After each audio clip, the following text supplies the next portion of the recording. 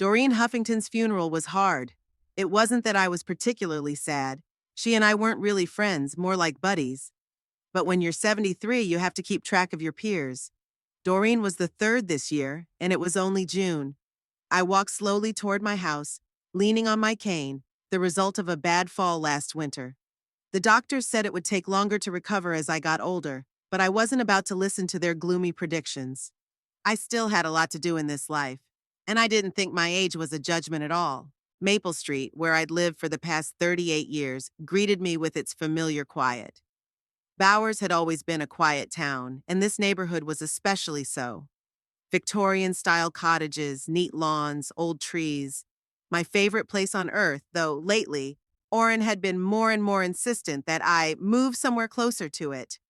Closer meant Sunny Hills, a nursing home with medical care and a beautiful view of the park. I used to go there when I visited my former high school coworkers.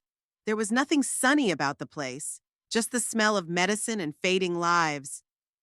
I walked up the porch steps, pulled my keys out of my purse, and tried to put them in the lock. It wouldn't turn.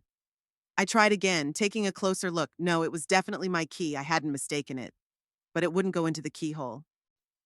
What the hell? I muttered, checking the other keys. None of them fit. The locks had been changed.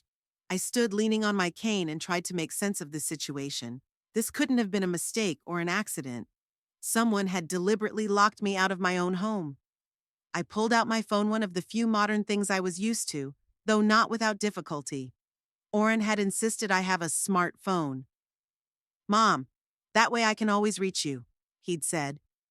Now I called him. It rang, 123. I was about to leave a message when he answered. "Mom?" His voice sounded wary. "Are you home yet?" "I'd be home if I could get in," I answered dryly. "My keys don't fit." There was a pause. I could almost see him gathering his thoughts, formulating an answer. "Yes, we changed the locks," he finally said. "I was going to call you." Jiva and I discussed the situation and decided it was for the best. "You said yourself you had trouble getting up the stairs." "My house is one story, Orrin," I reminded him, feeling the anger building up inside me. "The only stairs are the 5 steps to the front porch." "You know what I mean, Mom. It's hard for you to take care of yourself. Yesterday you forgot to turn off the stove." "I didn't forget." "Jiva came by and found the pot on the stove." I sighed. Jiva, my sister-in-law, had a habit of dropping in unannounced and checking if everything was okay. It annoyed me, but I tolerated it for the sake of keeping the peace. Yesterday I did step away from the stove to answer the phone, but was going to return in a minute. Apparently that's when she showed up. "Orrin, I want to get into my house. Where are my new keys?" Again the pause, even more tense. "You don't need keys, Mom. Jiva and I have prepared a room for you at our place. And then we'll go to Sunny Hills together. I've already arranged it. They've just opened up a great place overlooking the garden." I felt my breath catching. They'd planned the whole thing. They'd waited until I'd gone to the funeral, changed the locks, probably packing my things at that very moment, deciding what Grandma would need at the nursing home. "So you're telling me I don't live here anymore?" I asked, surprised at how calm my voice sounded. "Mom, understand, it's for your own good. You fall, you forget to take your medicine, you leave the stove on." "That's very brave of you," I interrupted him. "What?" I said. "It's very brave, evicting your mother from her own home without warning. What's next? Declare me incompetent and take my savings?" "Mom!" He was outraged. "How can you say that? Jiva and I are only looking after you." "Of course, darling," I said in the tone I used to soothe cranky students at school. "I appreciate your concern. Where are Killian and Tagan now?" The question about his grandchildren confused him. "Killian's at work and Tagan's at college with classes until tonight." "What's that got to do with them?" "Just wondering." "So it's just Geneva at home?" "Yeah, she's packing up some of your stuff. Look, Mom, why don't I pick you up or send Giva? You don't want to be standing out there on the porch." "Don't worry, I'll find a place to spend the night," I replied. "And tomorrow we'll discuss the matter in a more legally sound." "Mom, you don't understand." I disconnected the call. I took a deep breath and exhaled slowly, calming down. I looked outside. None of the neighbors seemed to have noticed our little drama. Good thing. Less gossip. I wasn't really caught off guard. For months now, I'd been noticing signs of an impending coup. Oren started talking about Sunny Hills more often. Geneva started randomly dropping by to see if I'd remembered to take my meds or turn off the lights. The grandchildren became more and more insistent in wondering, "What's going to happen to the house when you're gone, Grandma?" I wasn't blind or deaf. I saw the greedy glances Geneva cast at my mother's china. I saw Oren's appraising glances at the furniture.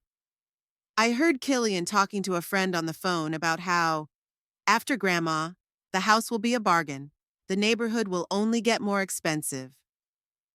I pulled out my phone again and dialed another number. "Hi, Beryl. It's Aldous Nairn. Remember me? Your math teacher in high school? Yeah, the one who made you do extra problems on the weekends." I smiled as I listened to my former student's enthusiastic voice.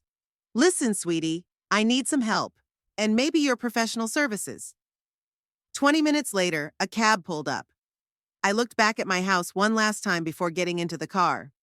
The evening sun was gilding the windows, and the house seemed as cozy and secure as ever. But now it was off limits to me, at least for now. That's okay, I thought. We'll see about that. A plan was already forming in my head. I was not a helpless old woman to be pushed out of her own home for profit. I was Aldous Nairn, a 35-year math teacher, and if there was one subject I was good at, it was logic. I was also always able to calculate a few steps ahead. The cab pulled away, taking me away from the place I'd called home for nearly 4 decades. But I didn't feel like an exile, more like a warlord retreating to regroup before a decisive battle. I remembered the day Lawrence, my late husband, and I bought the house. I was 7 months pregnant with Oren, and we were desperate to move out of our cramped apartment to a place where the baby could grow up with a garden and a room of his own. Money was tight. The salary of a school teacher and assistant librarian was not generous. But my parents had recently died, leaving me a small inheritance, just enough for a down payment. I remember Lawrence worrying, "Aldous, are you sure it's all your money? Can't we find something cheaper?" But I insisted. It was the perfect house in the perfect location, near the school where I taught. Plus, my motherly instincts told me it would bring us happiness. And it did, for 8 years until cancer took Lawrence. And then I raised Oren in that house myself, working a part-time job to pay the mortgage, checking his homework every night, even though I was tired. I baked his favorite chocolate chip cookies every weekend. When he went to college, I took out a second home loan to pay for his tuition. And now he'd thrown me away like I was worthless. The cab pulled up in front of a modern glass and concrete building. The office of Quill and Associates was on the 8th floor.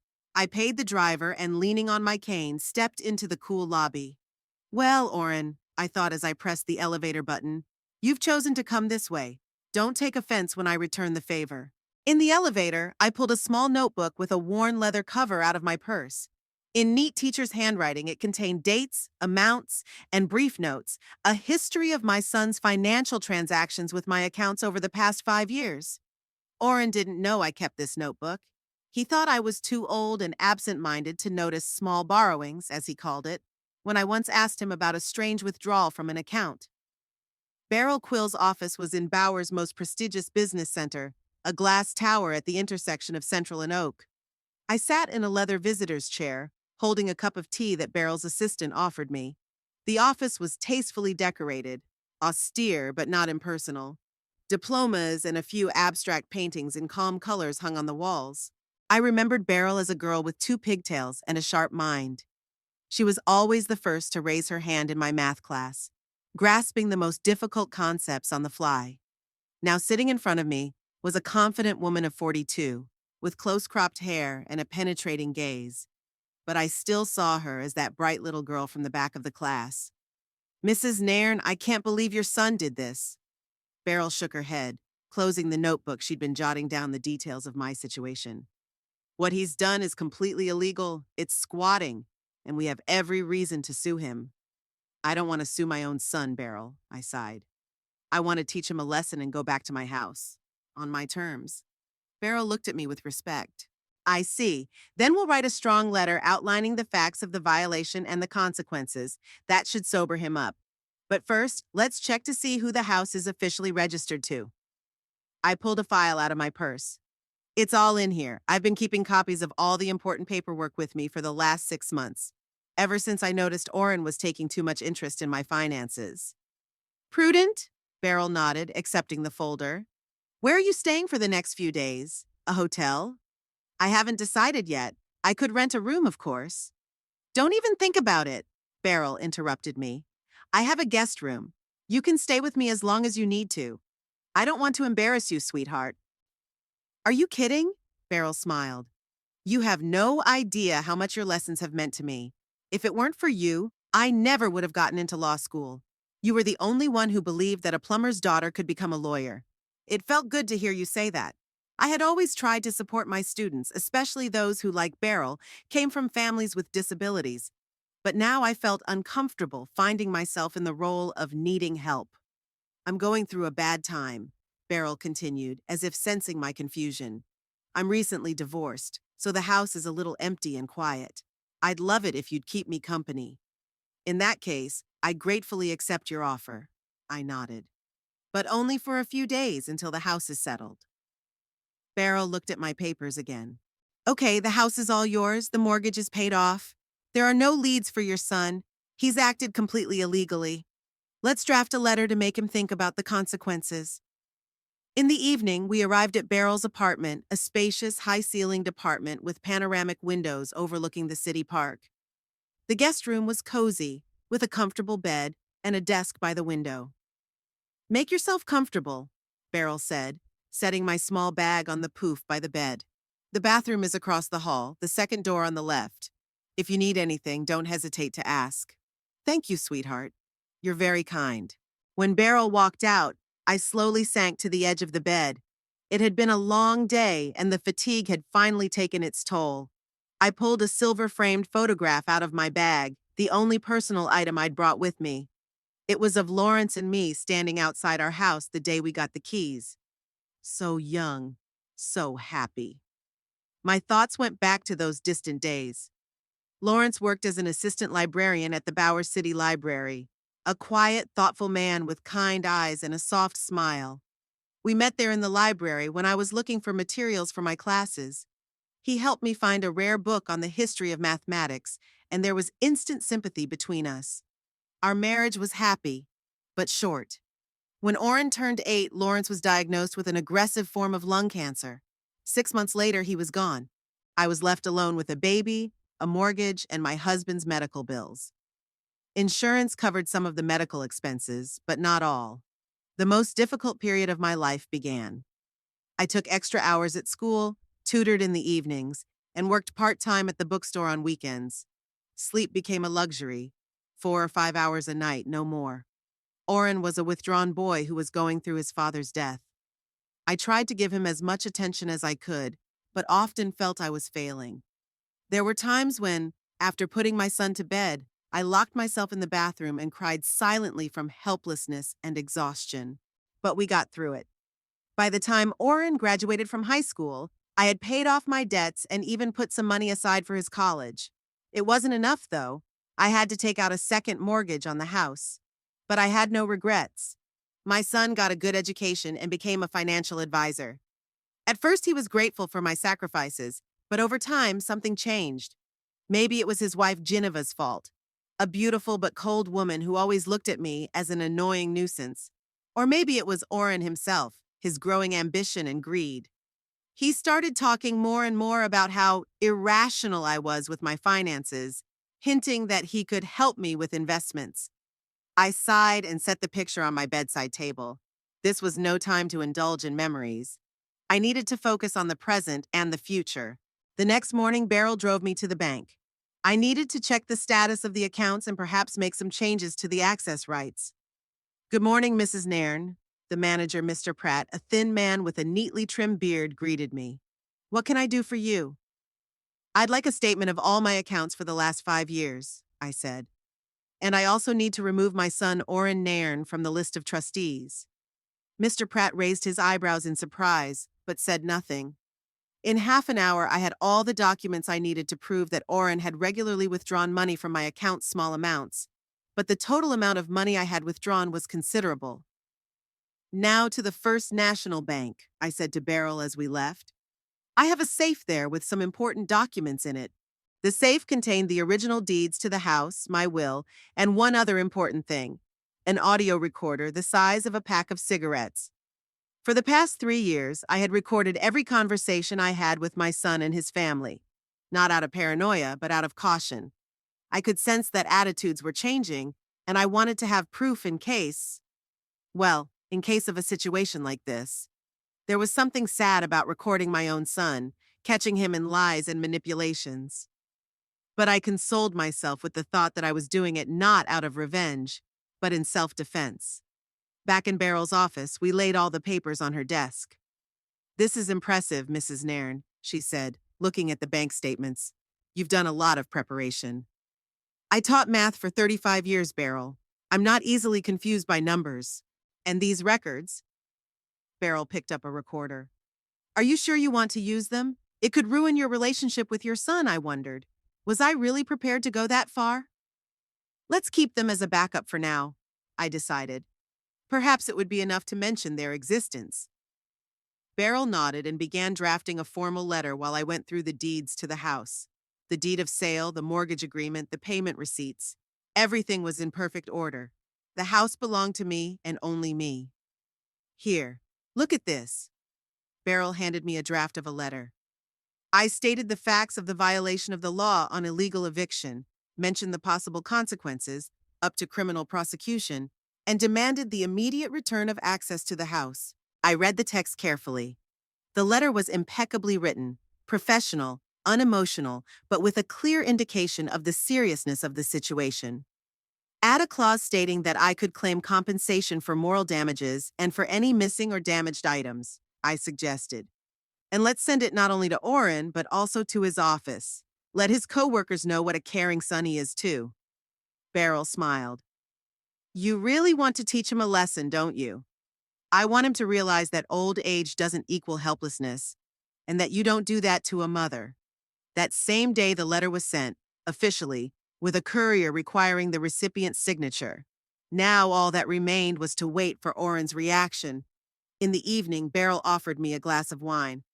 "To justice," she said, raising her glass. "To life's lessons," I said, clinking my glass with hers. We sat by the window, looking out at the lights of the evening city. Beryl told me about her divorce, about her husband, who preferred a young secretary, about the struggle for the property they shared, about the feeling of betrayal and loneliness.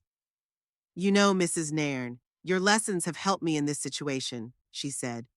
"You always said that every problem has a solution. You just have to find the right approach." "I'm glad you remembered that lesson, Beryl," I smiled. "And please call me Aldous. We're not in class anymore." "Okay, Aldous," she stammered, unaccustomed to saying my name. "By the way, I did some research on Sunny Hills, that nursing home your son wanted to send you to. Do you know how much it costs to live there?" "I'm guessing not cheap. $3,000 a month for a basic package. And that's without medical care. With your injury, they'd offer an enhanced package, about $5,000. I whistled. Where was Orrin planning on getting that kind of money? My pension wouldn't be enough. From the sale of your house, I think. Beryl sipped her wine. I checked the market value of properties in your neighborhood. A house like yours is now worth about $450,000. I shook my head. The figure seemed unrealistic. When Lawrence and I bought the house, it was only worth $42,000. So my son expected to sell my house, put me in Sunny Hills, and take the rest of the money for himself. Very much so, Beryl nodded. And judging by his bank statements, he's in financial trouble. These borrowings from your accounts, they've been increasing in recent months, haven't they? I looked back at my records. Indeed, Orrin had withdrawn more from my accounts in the last 6 months than he had in the previous 2 years. Yeah, you're right. But why would he have a problem with that? He's a successful financial advisor. His wife works. Maybe they're living beyond their means, Beryl shrugged. Or he's made some bad investments. Either way, it would explain his sudden desire to put you in a nursing home. I wondered. Orrin had always liked to live large. The latest gadgets, expensive restaurants, vacations only in five-star hotels. Maybe his income couldn't keep up with his expenses. Well, now I'm even more curious to know what he's doing in my house, I said. Do you think he's gotten the letter yet? A courier was supposed to deliver it this afternoon. If not to Orrin personally, then to one of his colleagues. In any case, we'll soon know his reaction. I imagined Orrin reading the letter, written on law firm letterhead, and his face changing from surprise to anger and then to fear. I don't know why, but that image brought me satisfaction. That night I slept restlessly. I dreamed of the house empty, with the doors wide open as if screaming for help. I wandered through the rooms looking for something important, but I couldn't remember what it was. I woke up early with a sense of unease. At breakfast, Beryl told me that her assistant had found out something interesting. Orrin took time off work, said he had a family emergency. So he got the letter. I nodded. And now he's probably frantically looking for a way out. Or rummaging through your house for the documents you had thoughtfully taken with you, Beryl added. I imagined Orrin turning over drawers, looking under mattresses, tapping the walls for hiding places. It made me laugh and feel sad at the same time. Let him look, I said. Everything important is already here with me, and the rest of it, it's just stuff. I don't like the way he's running around, Beryl frowned. Maybe we should call the police. Technically, he was breaking into someone else's house. I shook my head. Let's not call the police just yet. He's my son, no matter what. Let's give him a chance to make things right. Beryl reluctantly agreed. After breakfast, she left for the office and I stayed in her apartment. I had to think about the next steps. I sat by the window looking at the city park below. Children played on the playground, young mothers chatted on the benches, elderly people strolled leisurely along the paths. Ordinary life running its course, and only my life suddenly went off the rails. But strangely enough, I didn't feel victimized. Rather, I felt a surge of energy that I hadn't felt in a long time. It was as if this situation had awakened something in me that had been dormant for a long time. Fighting spirit, determination, clarity of mind. Qualities that had always been with me but had dulled over the years under the weight of routine and loneliness. Orrin Nairn considered himself a successful man. At 48, he had everything a successful man should have. A prestigious job as a financial consultant, a beautiful wife, 2 children, a house in a good neighborhood, and a premium SUV. He was respected by his colleagues, bowed to by waiters in expensive restaurants, and hotel concierges smiled at his name.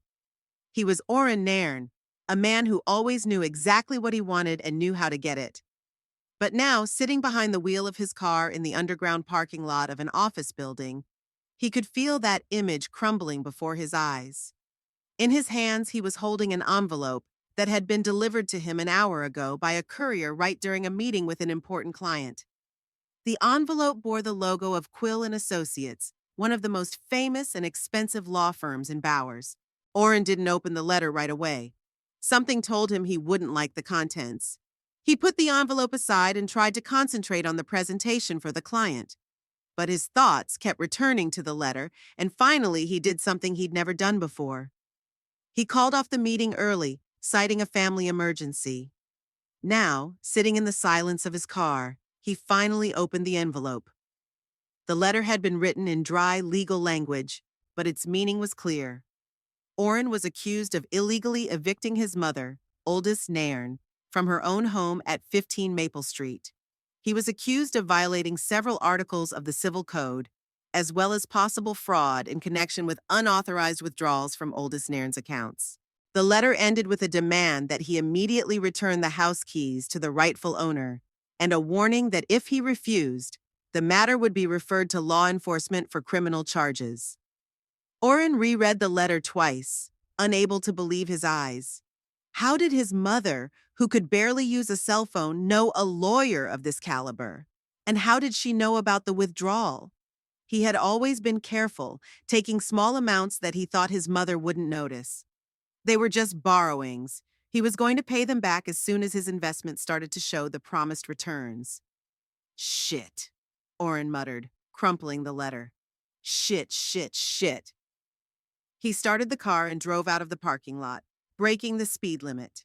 He needed to talk to Jiva right away. There was another surprise waiting for him at home. The exact same envelope was on the coffee table in the living room. "A courier brought this about an hour ago," said Ginevra, watching her husband's reaction. "I didn't open it." "What's going on, Oren?" He silently handed her his letter, which was already crumpled. Ginevra quickly ran her eyes over it, and her flawless face contorted with anger. "This can't be true. She can barely remember what day it is, and suddenly she's hiring a lawyer? Someone is helping her. That's obvious." Oren collapsed into his chair, feeling panic rising inside. This was not at all what he had planned. Everything was supposed to go smoothly.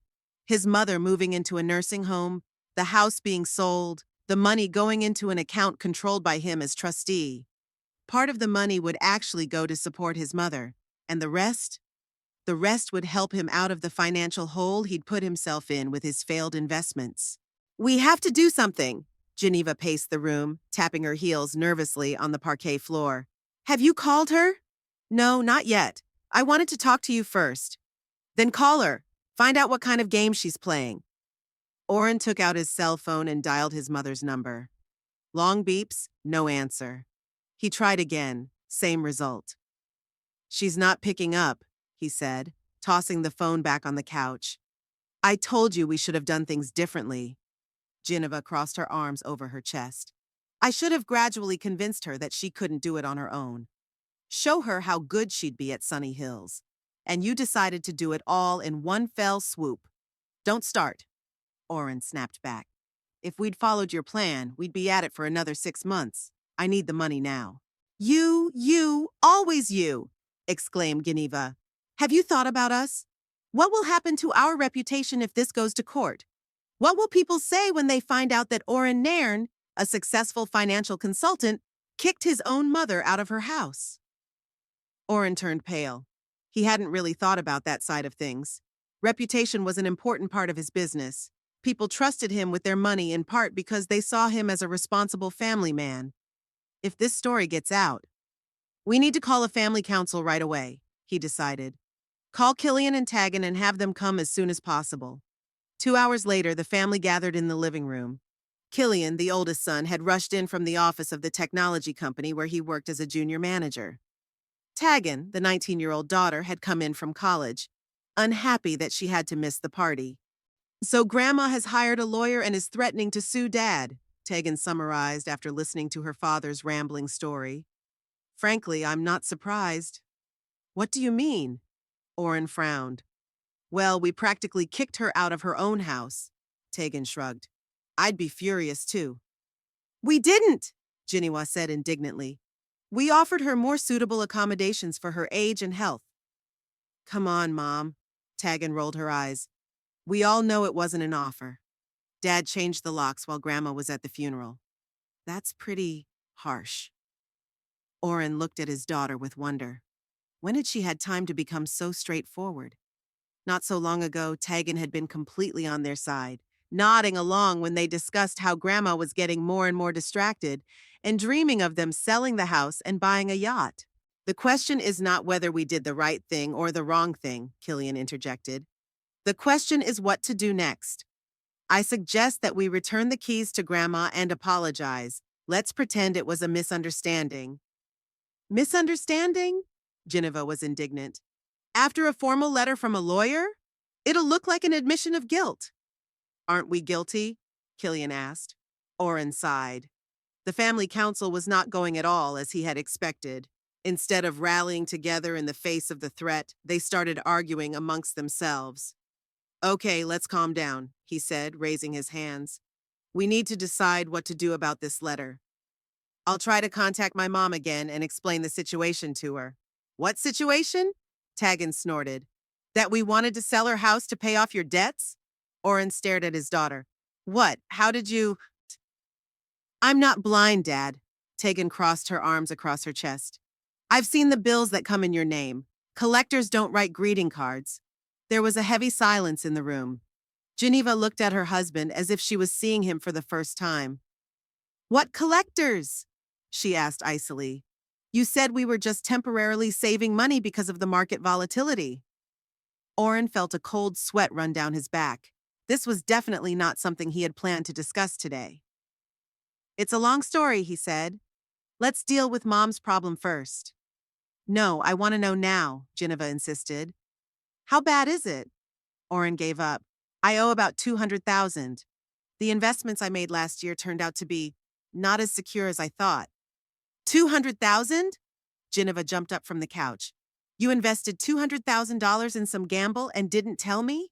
It wasn't a gamble. It was a promising cryptocurrency that was going to grow at least 5 times.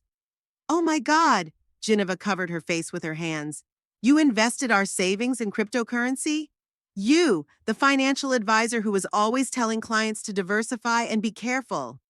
Technically, it wasn't just our savings, Killian interjected. Judging by the lawyer's letter, Grandma's money was there too. Orrin threw his son an annihilating glare. I was going to pay it all back, as soon as the house was sold. Which doesn't belong to you, Taggin finished for him. God, this is a nightmare, Geneva moaned. We could get sued. You could lose your license. Everyone will find out. Nobody's going to find out, Orrin shouted. We'll work it out. I'll talk to my mom, explain the situation to her. She'll understand. Do you really think Grandma would sell her house to cover your debts after you kicked her out? Killian asked incredulously. Orrin didn't answer. To be honest, he didn't believe it himself anymore, but it was beyond him to admit that he had trapped himself and his family. I need to go to her, he said at last. I need to talk to her in person. Do you know where she is? Geneva asked. No, but I'll find out. She can't have traveled far. Maybe she's at her friend Elizabeth's, suggested Taggin. They often go to those book clubs of theirs together. That's a good idea, Orrin nodded. I'll call Elizabeth. But Elizabeth knew nothing about Aldis's whereabouts. Neither did her other friends, whom Orrin called over the next hour. It seemed his mother had simply vanished. She can't just disappear, he said irritably, putting the phone away after another fruitless call. Someone must know where she is. What about that lawyer? Killian suggested. Quill, right? Maybe we should try to contact her? Her? Orrin interjected. Yes, Beryl Quill. She's pretty well known in town. Won some high-profile cases against corporations. I read about her in the Business Review. Orrin froze. Beryl Quill. The name seemed vaguely familiar. Wait, he said slowly. Beryl Quill.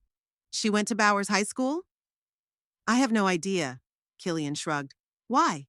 If it's the same Beryl Quill, she was a student of Mom's. Orrin turned even paler. Mom was always proud of her. Said Beryl had a brilliant mind and would make a great lawyer.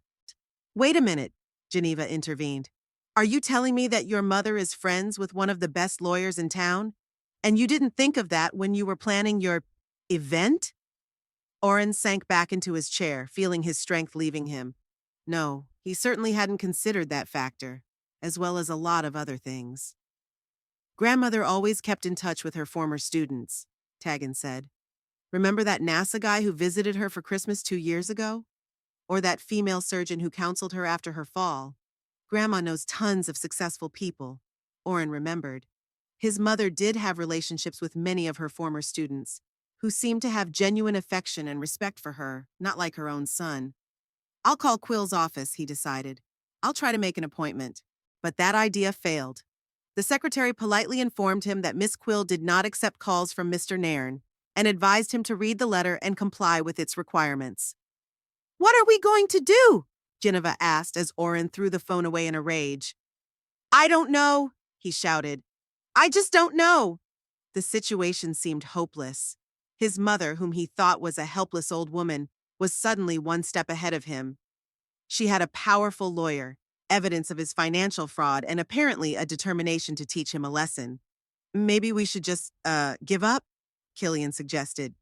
Give Grandma the keys back, apologize, and hope she doesn't sue us? Orrin wanted to object, to say that it wasn't that simple, that they needed to sell the house to pay off their debts.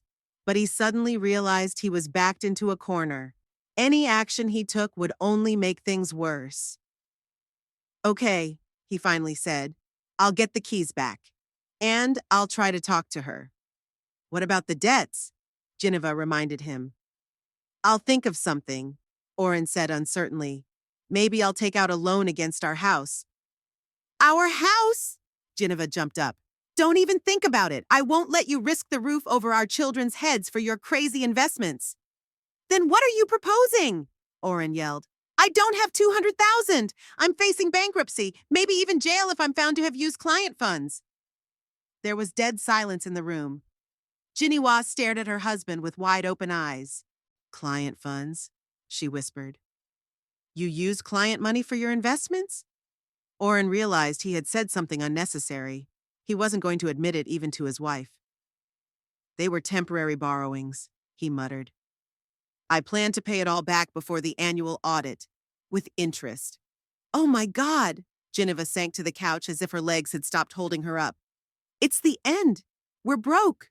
You're going to jail. What will I tell people? How will I look Cheryl and Martin in the eye? Or my parents? Oren didn't answer. He stared at one point, trying to realize the magnitude of the disaster his life had become. It had started so innocently, a small borrowing from a client's fund to make a profitable investment. He was confident that the cryptocurrency would take off and he would return the money at a profit. But it collapsed, so he borrowed some more money to break even on another investment, and another, until the debt hole got so deep that getting out of it seemed impossible. Selling his mother's house was his last hope. $450,000. That would have been enough to cover the debts, pay for his mother's first time in Sunny Hills, and maybe even leave a little left over for a fresh start. But now that hope had crumbled too. His mother had turned out to be not so helpless, and apparently she was well aware of his financial manipulations. I need to talk to her, Oren repeated. Explain the situation. Maybe she'll understand and help. After you kicked her out of the house? Tagan asked skeptically. I doubt it. I have no choice, Oren snapped at her. Either I convince her to help me or... He didn't finish his sentence, but everyone knew what he meant. I'm going back to college, Tagan said, getting up from the couch. I need to think about all this. Wait, honey, Jinhua tried to stop her daughter. We have to stick together as a family. Family? Tagan grinned bitterly. The same family that kicked her grandmother out of her house? No thanks, I'll pass. She left the room, slamming the door loudly. Killian got up too. I think I'll go too, he said. I have a big presentation tomorrow. I have to get ready. Killian, please, Oren pleaded. I need your support. I'm sorry, Dad. Killian shook his head. But I can't support what you did. Not with Grandma, not with the client's money. It's just wrong. He left too, leaving Oren and Jiva alone in the living room, which suddenly seemed too big and empty. What have we done? Geneva whispered, looking at her husband with a mixture of disgust and fear. What have you gotten us into? Oren didn't answer. He stared at the letter from the lawyer on the coffee table, trying to figure out the moment his life had gone downhill. When had he decided he could beat the market? When he first borrowed clients' money? Or when he began to see his mother not as someone to whom he owed everything, but as a burden and a source of potential money? He didn't know. But with every passing minute, he realized more and more clearly how serious a mistake he had made by underestimating his mother and overestimating his own cunning. The South Wind Cafe had always been my favorite place in Bowers. A small, cozy place with wooden tables, soft light, and the aroma of fresh baked goods. I used to come here on Saturdays to have a nice cup of tea, read a book, and take my mind off my everyday life for an hour or two. It was also where I celebrated the end of the school year with my colleagues, where I brought Oren as a child for special holidays, and where I celebrated his entrance to college.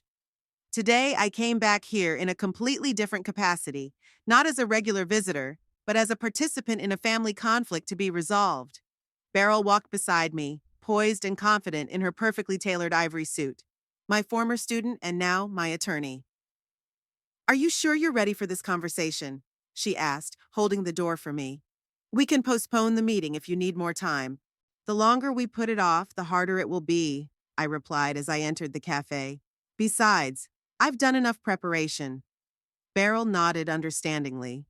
During those days spent in her apartment, we had carefully strategized the upcoming meeting. Every word, every document, every audio recording. Everything was ready for battle.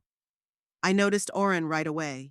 He was sitting at the far table, tapping his fingers nervously on his coffee cup. He didn't look good. A wrinkled suit, circles under his eyes, sparse stubble on his usually smooth-shaven face. It seemed the last few days had not been easy for him. Well, he'd chosen this path. "Good afternoon, Orrin," I said as I approached the table. "Do you mind if Miss Quill and I sit down?" My son flinched and looked up. He must have been so deep in thought that he hadn't noticed our approach. "Mom!" He stood up, knocking over the cup awkwardly. The coffee spilled all over the table. "Yeah, I'm glad you came." He reached out to hug me, but I took a step back. This wasn't the time for feigned affection. "Let's sit down," Beryl said, gesturing to the waitress. "And please bring us some napkins." We were seated at a table. I took a small box out of my purse and placed it on the table. "What's this?" Orrin asked, looking at the box suspiciously. "A tape recorder," I answered.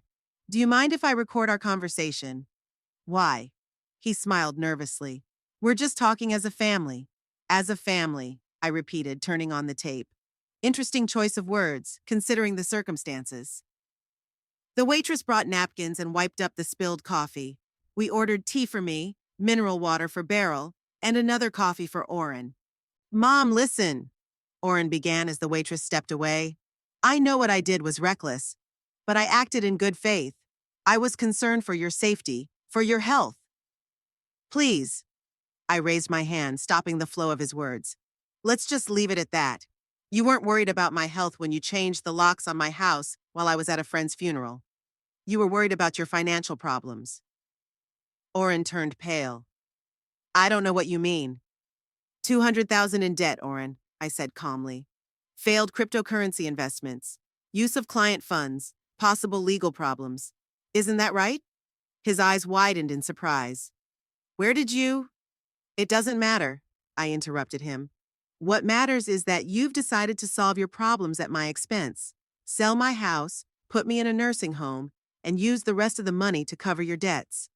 He was silent, his eyes downcast. That was more eloquent than any confession.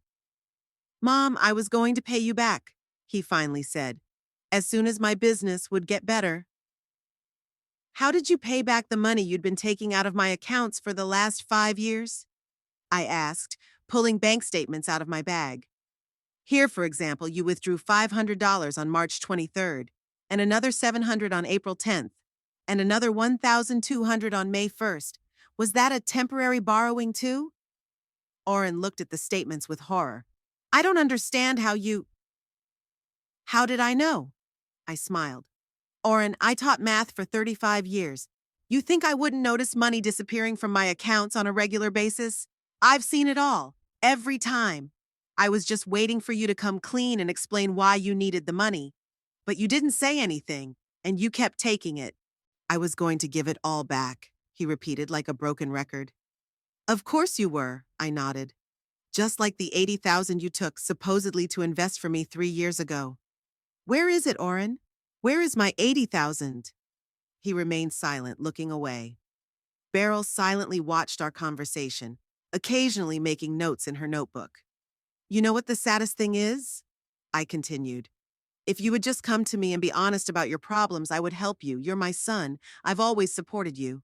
But you chose to go behind my back, deceive me, and then throw me out of my own home." "I didn't throw you out." Orrin was outraged.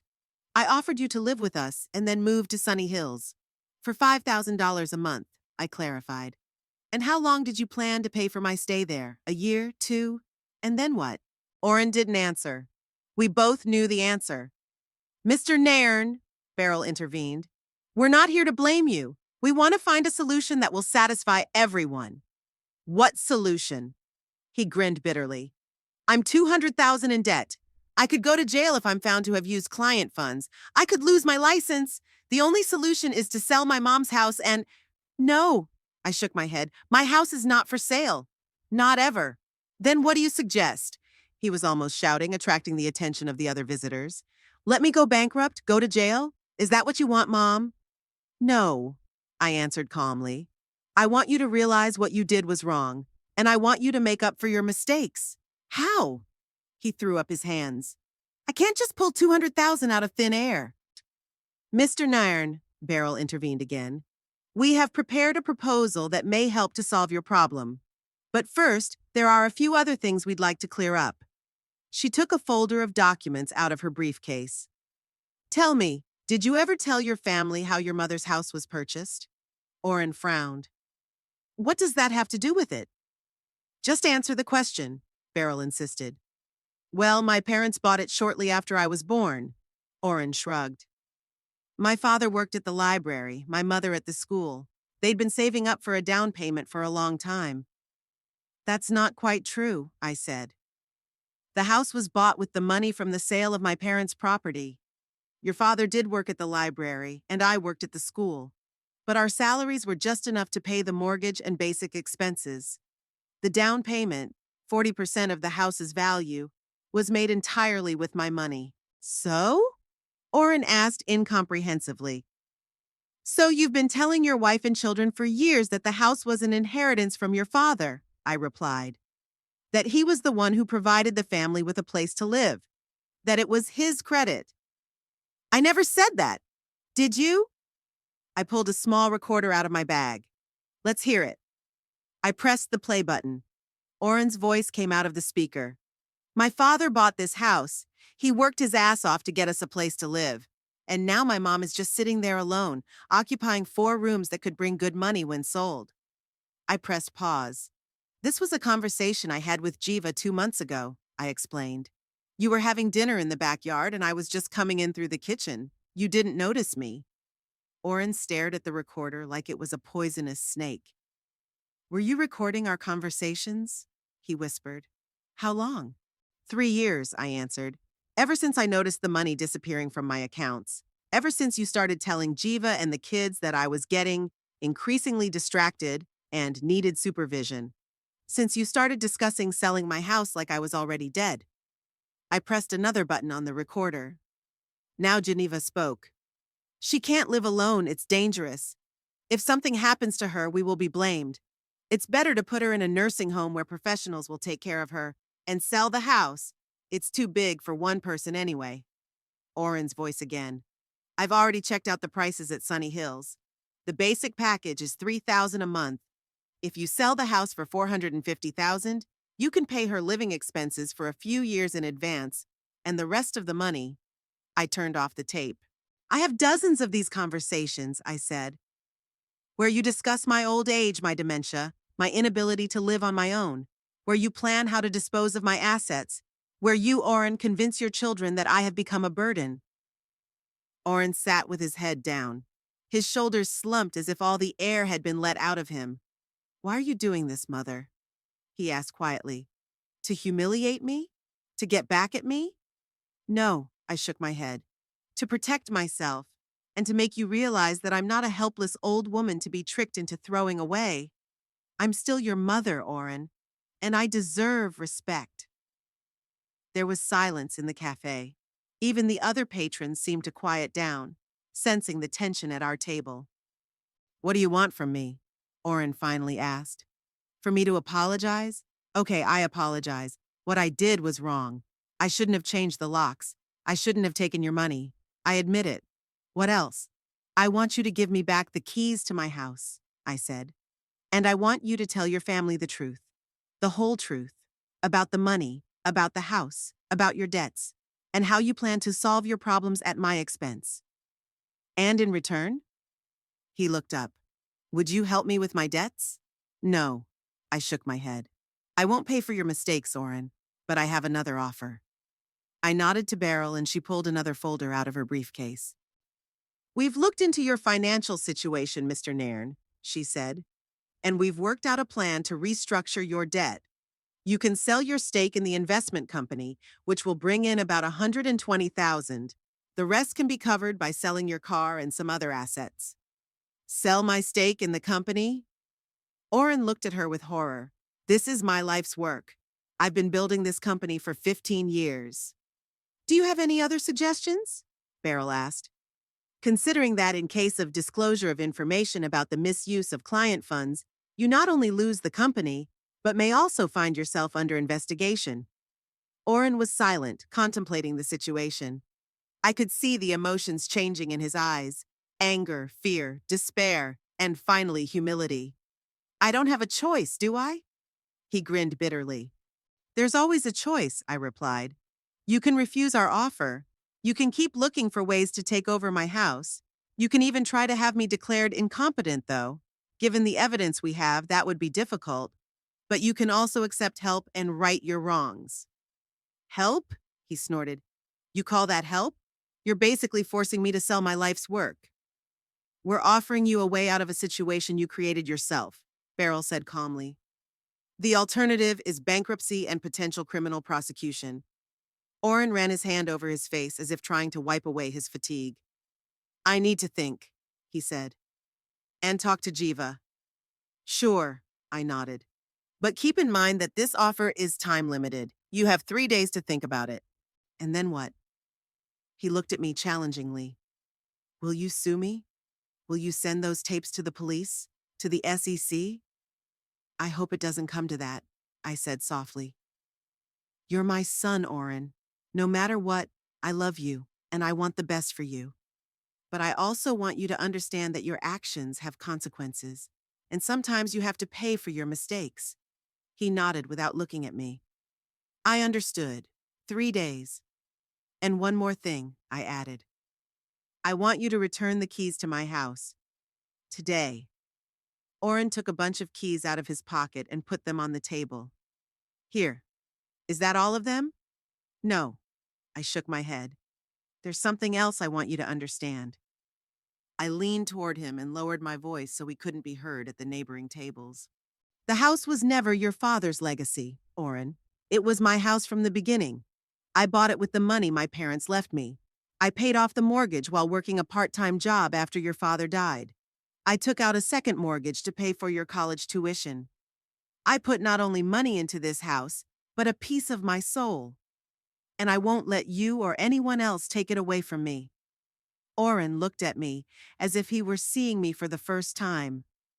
There was surprise in his eyes, and something else, maybe a delayed realization. I didn't know, he mumbled. About your parents' money, about the second loan. Dad never said. Your father died when you were 8, I reminded him. He didn't get to tell you a lot of things, but I was there for you all those years. You could have just asked me. He nodded, lowering his eyes. I'm sorry, Mom, I really am. I know. I put my hand on his palm. And I believe you can fix your mistakes. Not for me, but for yourself and your family. That was the end of our meeting. Oren left first, leaving the coffee money and my house key untouched on the table. Beryl and I sat for a while finishing our tea. You were great, she said respectfully. Firm, but fair. I just want him to understand, I sighed. Oren had always been an ambitious boy, always wanted more than he had. That's not a bad thing in and of itself. But somewhere along the way, he forgot the important things: honesty, respect, family. Do you think he'll take you up on your offer? He doesn't have a choice, I shrugged. The alternative is too scary to consider, but that's not the point. It's important that he realizes his mistakes and learns a lesson. Otherwise, this whole story will teach him nothing. Beryl nodded, gathering her papers. What will you do next? Will you go back to your house? Yes, I smiled. But first, I'll have the locks changed, just in case. We paid and left the cafe. The day was clear and warm, with a light breeze bringing the scent of linden trees in bloom. I inhaled the scent deeply, feeling the tension of the last few days gradually let go of me. There was still a lot of work ahead of me. Getting home, getting things in order, maybe even making peace with my son's family. But the hardest part seemed to be over. You know, Beryl, I said as we walked to her car, at my age you begin to appreciate the simple things.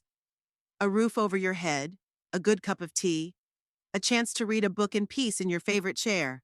I didn't want a war with my own son. I just wanted to keep what was dear to me. And you did that, Beryl smiled. What's more, you taught him a lesson he won't soon forget. I hope so, I nodded. After all, I've been a teacher all my life. Teaching is what I do best.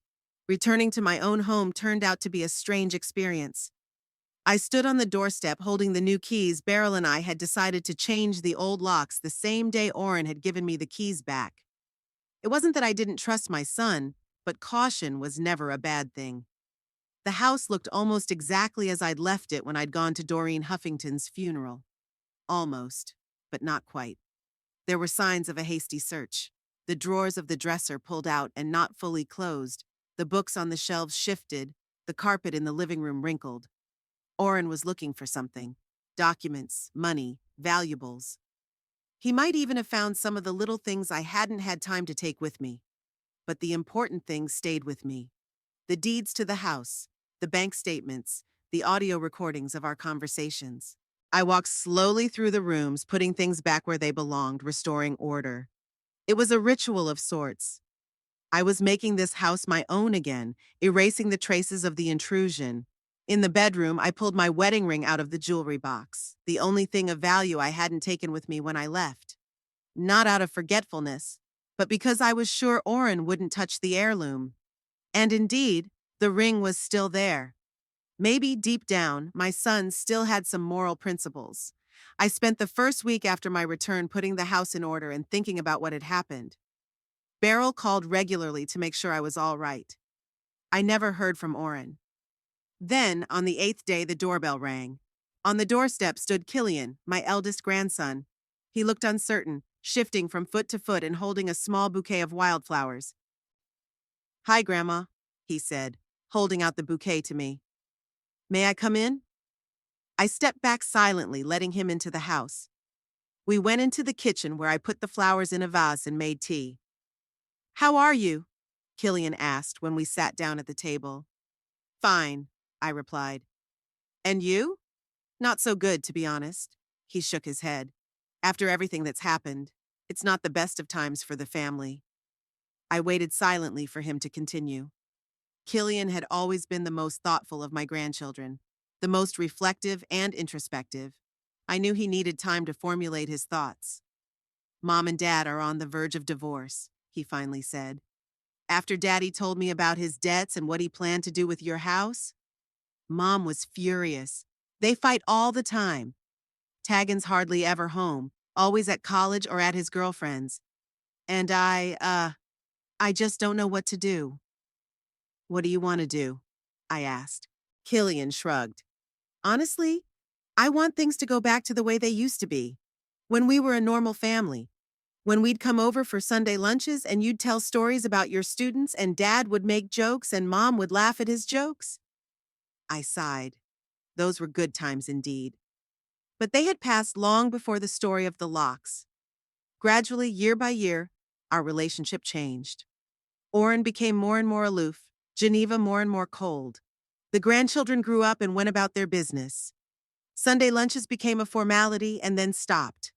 I was visited only on holidays and not always. "You know, Killian," I said, "sometimes you can't go back.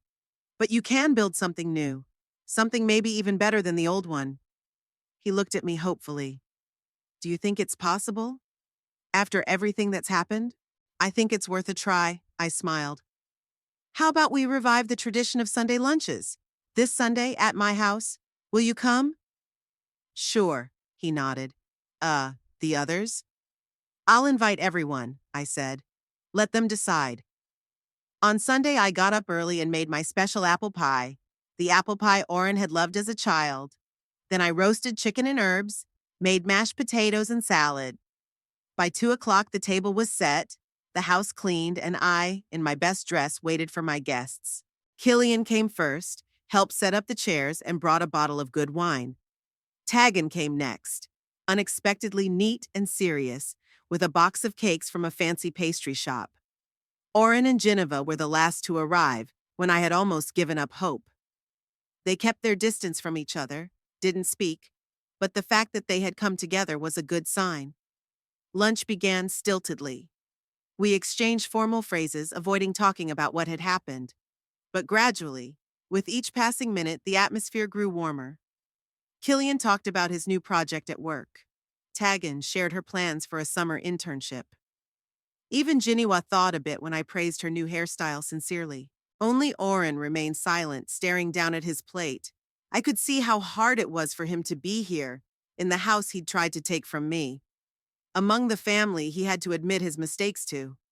After dessert, When the grandchildren went into the living room to pick out a movie to watch and Geneva helped me with the dishes, I took Oren aside. "How are you doing?" I asked. "Fine," he shrugged, not looking me in the eye. "Sold my stake in the company, like you and Beryl suggested. Paid off most of my debts. Looking for a new job. How's that going?" "Not so good." He grinned bitterly. "Who needs a financial advisor with a tarnished reputation? The SEC has launched an investigation. If they find evidence of misuse of client funds, I could lose my license." "I'm sorry, Oren," I said sincerely. "I didn't mean for things to go this far." "I know, Mom." He finally looked at me. "It's my fault. It's all mine. I drove myself into that trap and then I tried to get out at your expense. It was undignified." For the first time in a long time, I heard genuine remorse in his voice. Not ostentatious regret, not a formal apology, but a real realization of his mistake. "I have a proposition for you," I said. "Do you remember Mr. Phelps? Your former colleague from high school? The one who taught economics?" "Yes," I nodded. "He now runs an adult education center. They're looking for a financial literacy teacher. I talked to him about you." Oren looked at me incredulously. "You recommended me? After everything I've done?" "You're my son, Oren." I put my hand on his shoulder. "No matter what.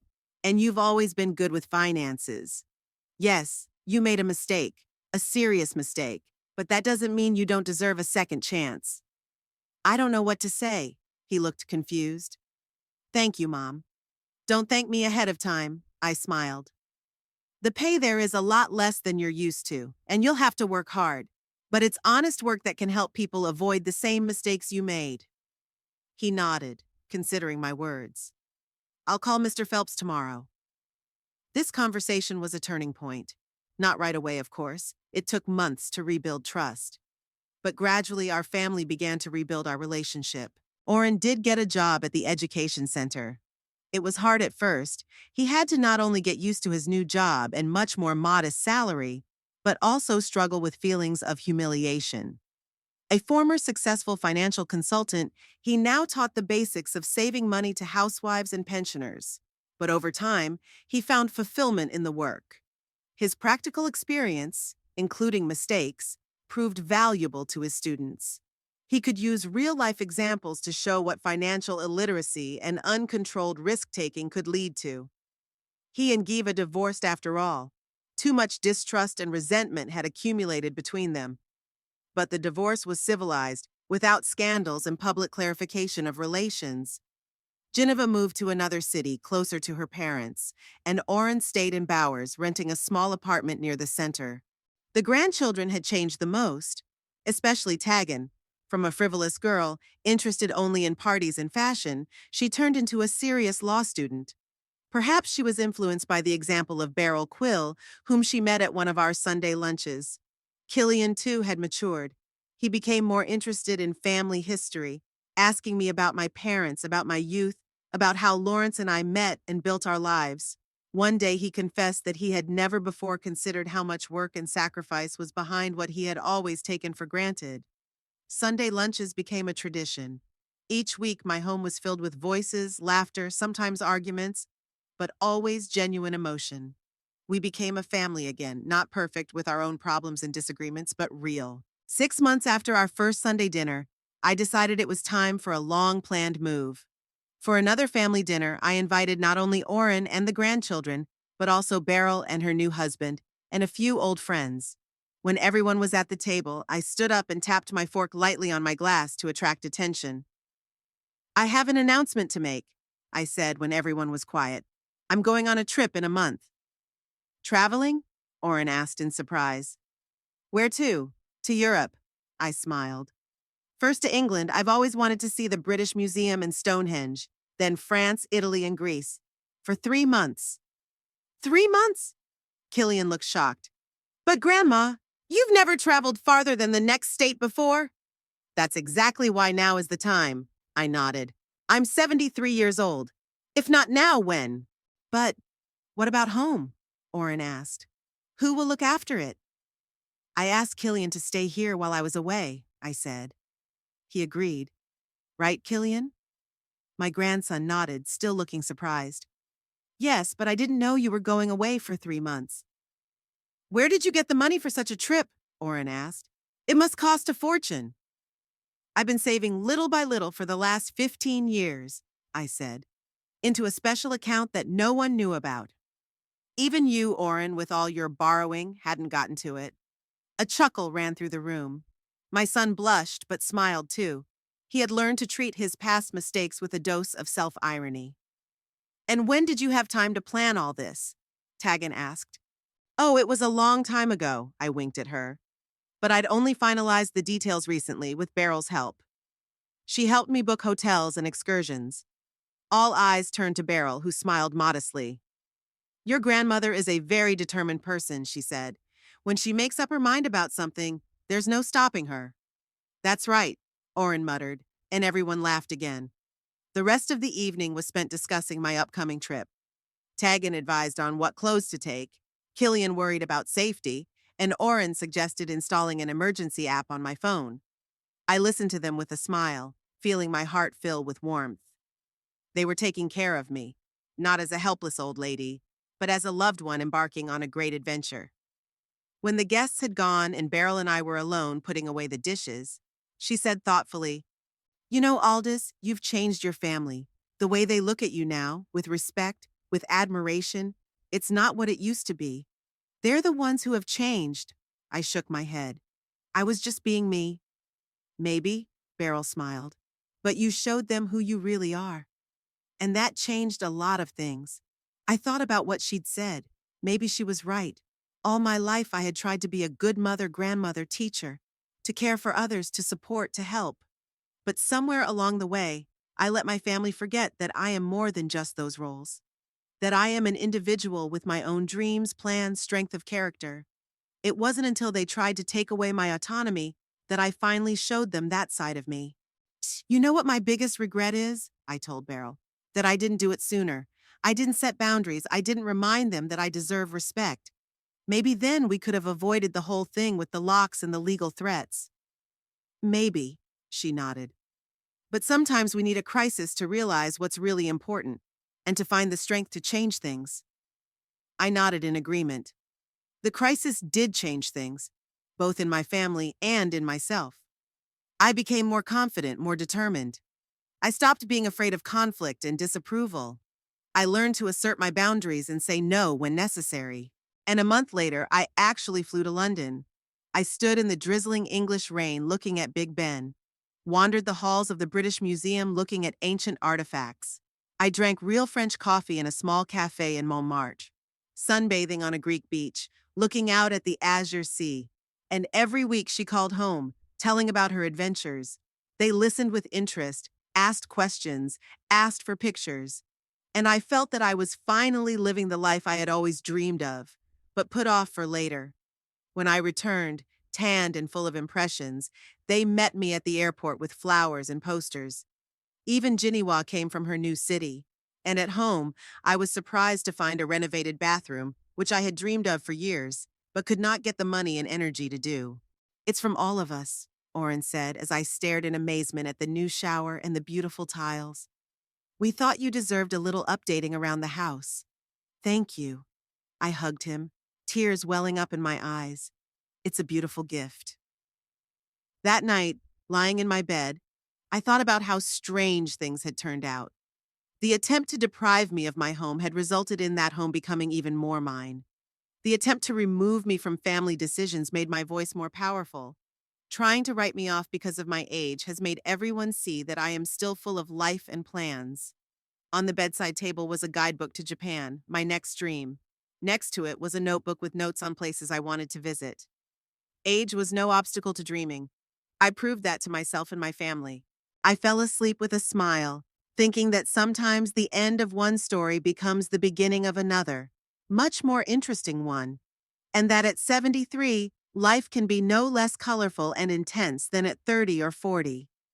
You just have to have the courage to live the way you want to live, not the way others expect you to live.